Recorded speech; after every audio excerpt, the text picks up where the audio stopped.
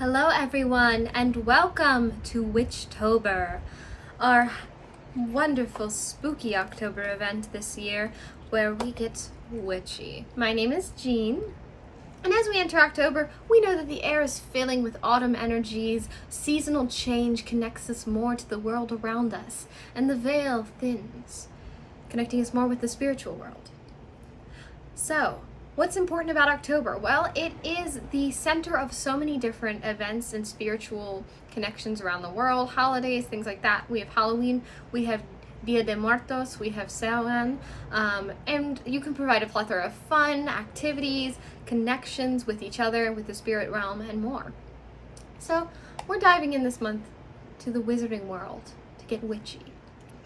Before we begin, I want to ask you to please find us on Instagram at Creator Source Studios and at projectnerdcss. There we post all our new and upcoming content. We have really exciting interactive stuff you can do there. You can see us live there. So much is going on, and make sure you hit the bell if you want to see more notifications of us. If you can subscribe to us here and you get to hang out with me and see all our Witcher videos. So, let's get into this.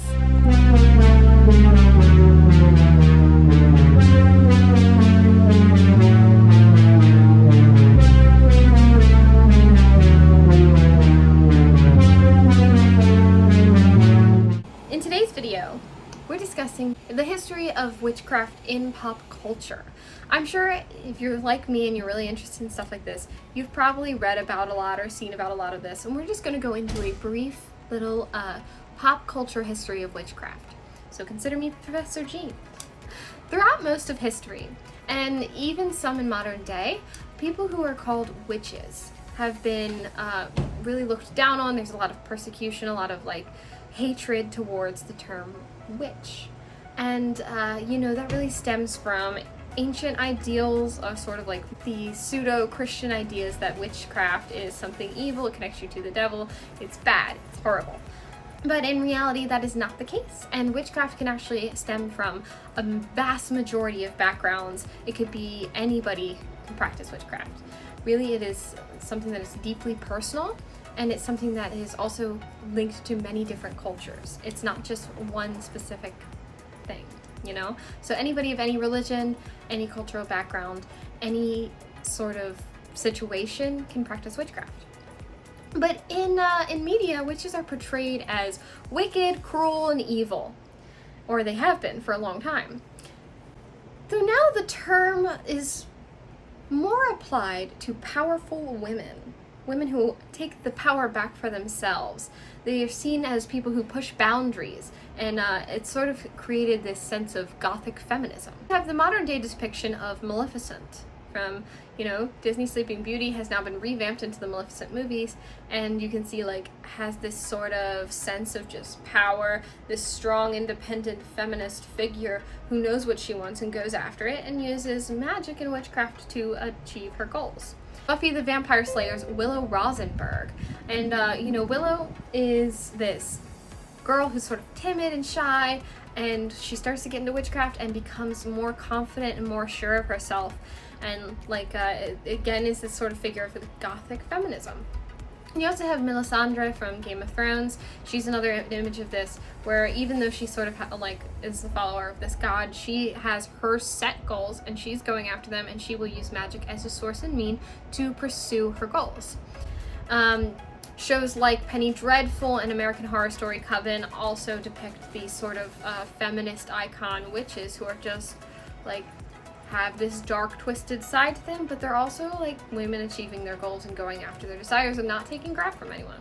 You can really see this sort of shift in dynamic from how people used to see witches, where they would burn them at the stake or hang them or drown them and torture them, to now where being a witch is seen as a sort of pride and power and feminist confidence, In the 1964, 1972, where the term witch really began to shift. And you can see this in things that emphasize the soft flavored witchcraft, something that was non-threatening, something that you could say it's sort of like a way to make witchcraft more acceptable, but it also sort of seems like a movement to be like, hey women, you want to be witches so bad, well what if you were just, you know, calm and like feminine again?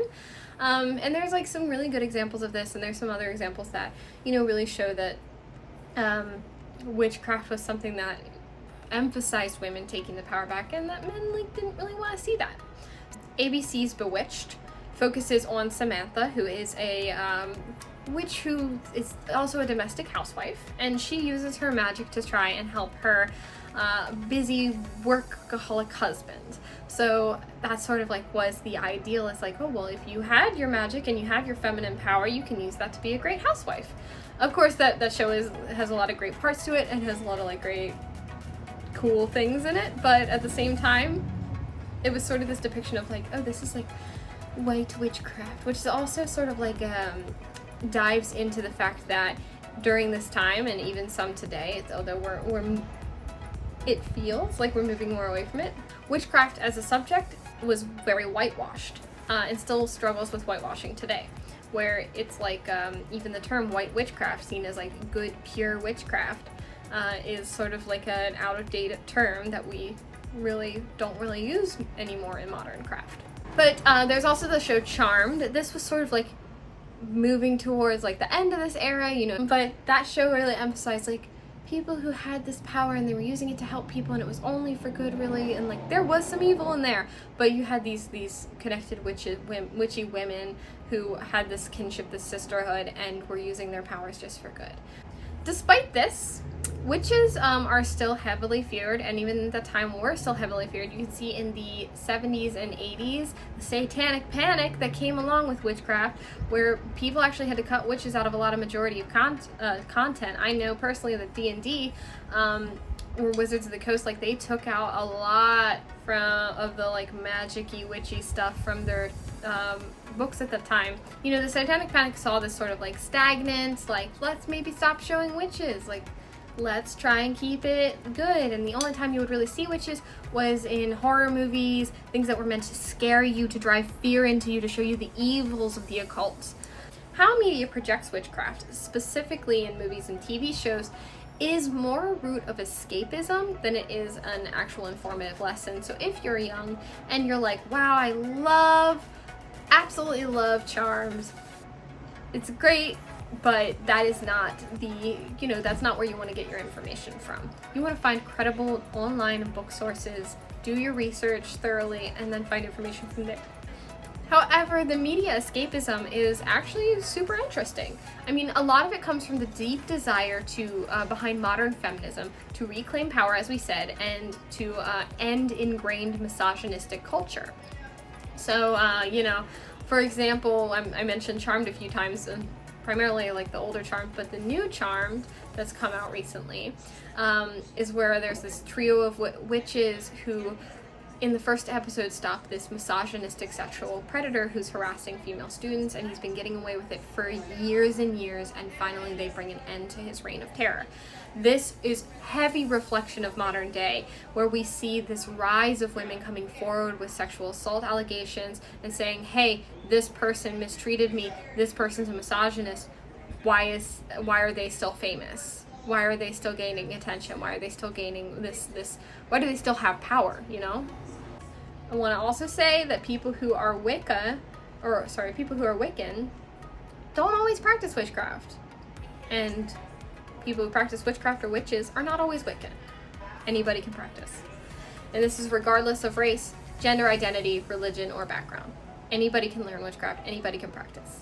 You know, it's very fun to like sit and watch and enjoy them and be able to see people who are like, I love fantasy movies, I love fantasy books, and I feel like this is sort of this integration where even if it's not proper representation, even though I would love to see more proper representation, it is fun and it is entertaining.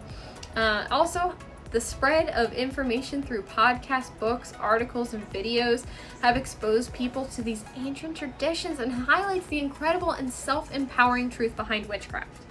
So just remember, if you're curious about the differences between pop culture and like the reality, you can find so much information online. It's really incredibly inspiring and powerful, and even if media isn't the best representation, it's still fun, you know? So everybody, now you know a small bit of witchcraft in pop culture. Thank you so much for watching. If you're looking for more information, there are many videos and articles out about this, and you can learn, like, there is so much breakdown. I wish I could go into it all, I really do, but unfortunately I don't have time. I really hope you enjoyed the video. If you did, hit that like button, hit that subscribe button, maybe punch that notification bell to see our next witchy video, and stay tuned for more from us. Don't forget to follow us on social media and answer our question of the day below or on our Instagram page. Question of the day today is, what's your favorite witch from pop culture? Come up with it. Let me know in the comments below. So, don't forget, I'm Jean, this is Project Nerd, and welcome to Witchtober.